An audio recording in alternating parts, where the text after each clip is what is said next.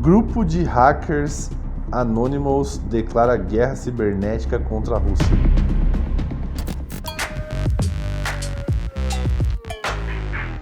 Fala galera, aqui na área e hoje a gente vai falar sobre um tema muito delicado.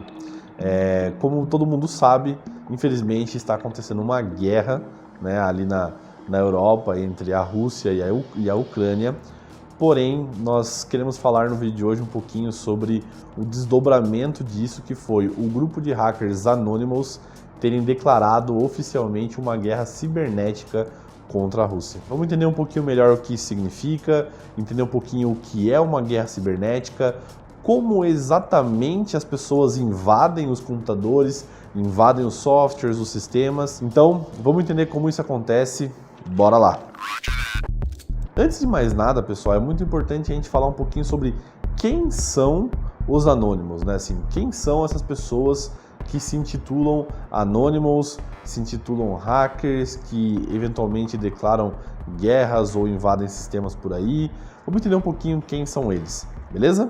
Bom, pessoal, se por um acaso em 2012 você já era bem ativo na internet e possivelmente baixava vídeos, baixava música, talvez você se lembre do site Mega Upload.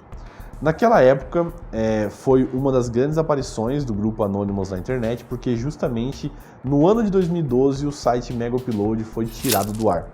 Ele recebeu alguns processos, algumas pessoas foram até presas, e o grupo Anonymous saiu então em defesa dessa liberdade de compartilhamento de informações na internet em prol a esse pessoal do Mega Upload. Vamos lembrar um pouquinho sobre como isso aconteceu. Bom, pessoal, então naquela ocasião o site Mega Upload acabou tendo aí 4 funcionários presos, né? O fundador de um dos sites mais acessados do mundo foi preso acusado de pirataria. O criador do site Mega Upload e outros 3 executivos foram detidos a pedido de oficiais dos Estados Unidos. E o grupo Anonymous saiu então em defesa do Mega Upload, né? E eles chegaram inclusive a tirar do ar alguns sites, como por exemplo do Departamento de Justiça dos Estados Unidos, do Escritório de Direitos Autorais dos Estados Unidos e até mesmo do Escritório Federal de Investigação dos Estados Unidos. Então, assim, na época foi uma coisa muito impactante publicamente, né? Porque era um serviço muito utilizado no mundo todo e que também teve esse tipo de retaliação, onde um grupo derrubou aí sites e sistemas de vários departamentos aí dos Estados Unidos, né? E departamentos importantes. Então, com certeza, né? Não é qualquer grupo aí, e o impacto deles realmente é algo a ser prestado atenção, eu diria. Como um próximo momento em que a gente também pôde ver aí o ataque ou a participação aí por parte dos Anonymous, a gente pode destacar o que aconteceu em 2018 com o atual presidente Jair Messias Bolsonaro e o seu vice Hamilton Mourão. Vamos entender um pouquinho o que aconteceu? Uma conta do Twitter do grupo Anonymous se declarou responsável pela invasão ao sistema do Ministério da Defesa, que resultou na exposição de dados pessoais dos generais Vilas Boas e Hamilton Mourão. Na ocasião, esse site ele foi substituído com uma página que colocava uma mensagem um tanto quanto curiosa a respeito justamente desse vice, então, do Bolsonaro e sobre um outro general chamado Eduardo Vilas Boas. A mensagem dizia assim, abre aspas, essa é uma mensagem direta ao fascismo e autoritarismo que ameaça a democracia brasileira através de seus generais Eduardo Vilas Boas e Mourão, vulgo vice do Bolsonaro, que sempre mandam um recado com viés autoritário por meio de entrevistas, querendo tutelar a democracia por meio da força e do medo. Fecha aspas. Bom, pessoal, como a gente pode ver, então, esse grupo ele é realmente muito famoso, eu diria, mundialmente por conta de seus feitos e por conta de sempre se posicionar contra movimentos, contra situações o qual eles discordam, que afrontam ali a democracia ou os valores que eles entendem que sejam necessários para uma sociedade. O que acabou acontecendo, pessoal, é que desde que a Rússia declarou então que de fato invadiria a Ucrânia e assim o fez, esse grupo saiu publicamente declarando uma guerra cibernética, né, uma guerra virtual com a Rússia. Mas como exatamente isso funciona? Bom, pessoal, aqui é importante a gente falar rapidinho com vocês sobre, primeiro, como você de fato invade um software e como que isso pode impactar em situações como guerras ou situações políticas e coisas do tipo. Vamos entender então um pouquinho em detalhe cada situação. Primeiramente, é importante a gente entender que um software ele pode estar conectado na internet através do seu computador, do seu celular, do seu tablet ou coisa do tipo. O fato desse software estar conectado na internet faz com que ele esteja talvez publicamente visível na internet, ou pelo menos, né, assim, com pequenas barreiras até que você consiga chegar nele através de um endereço IP ou algo do tipo. Isso, pessoal, é muito importante para nós entendermos como esses ataques acontecem. Então, de forma bem sucinta, basicamente, a pessoa que quer invadir um software, a primeira coisa que ela precisa fazer é identificar se esse software está acessível, né, através da internet ou através de alguma forma. Depois, pessoal, é muito importante você identificar quais são os sistemas que de repente estão rodando nesse computador ou qual é esse software que você está querendo invadir, né? Então, assim, identificar qual é o seu alvo, né? Essa seria uma segunda fase aí muito importante para alguém que quer travar aí uma guerra ou quer invadir algum tipo de sistema. E, em terceiro lugar, nós temos a identificação de vulnerabilidades. Então, quando eu penso, por exemplo, assim, no sistema da NASA, por exemplo, né?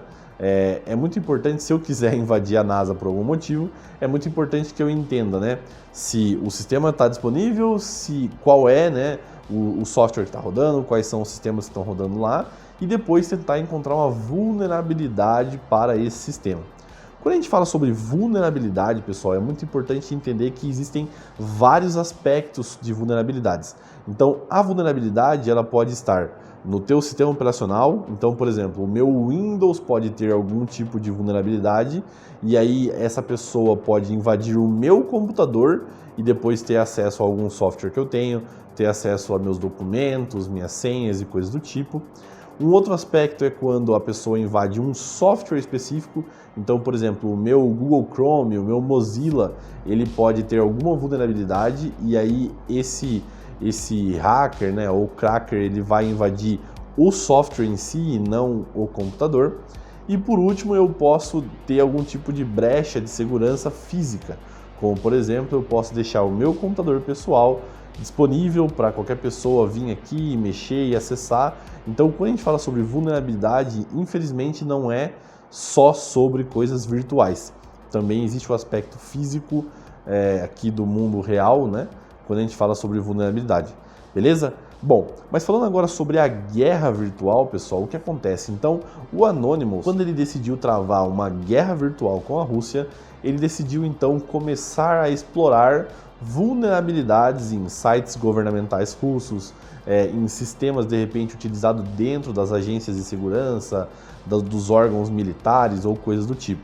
Então, com certeza, hoje em dia, os Anonymous eles estão rodando vários e vários programas e softwares procurando por uma brecha de segurança a qual eles possam explorar. Mas qual vocês acham que é o impacto disso de fato, né?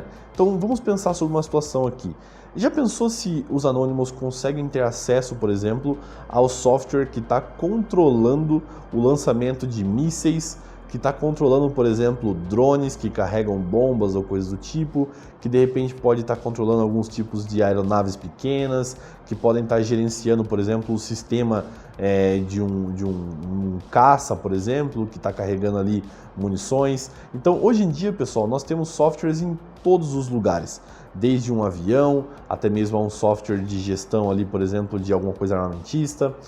Então, o problema é que essa guerra virtual ela pode causar muitos impactos terríveis, inclusive no mundo real, tá? Então, eles podem, por exemplo, de repente querer invadir algum sistema e direcionar um míssil para, por exemplo, Moscou, né? E aí fazendo com que cause aí inúmeros prejuízos e talvez até a perda de algumas vidas. Então, é muito importante a gente também dar o devido valor para essas guerras virtuais, porque elas transcendem barreiras.